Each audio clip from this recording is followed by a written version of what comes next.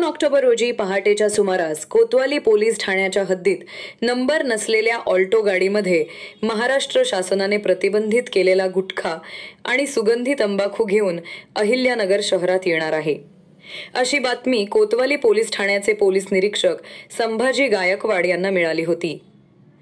मिळालेल्या माहितीनुसार कोतवालीच्या गुन्हे शोध पथकाने झेंडीगेट भागात सापळा लावला।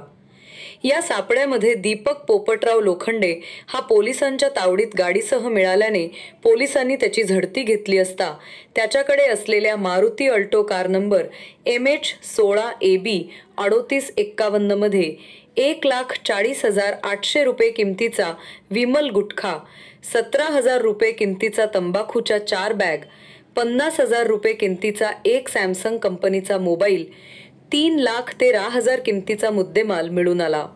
त्यामुळे सूरज कदम यांनी दिलेल्या फिर्यादीवरून कोतवाली पोलीस ठाण्यात गुन्हा दाखल केला आहे।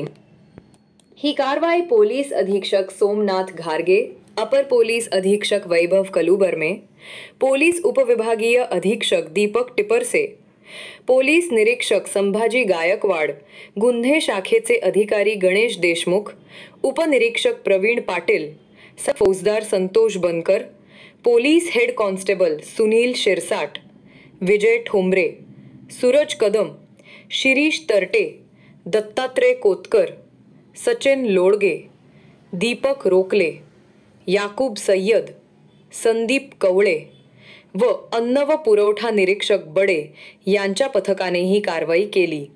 पुढील तपास सहाय्यक पोलीस निरीक्षक Tejashree Thorat, police head constable Sandeep Pitale हे करीत आहेत।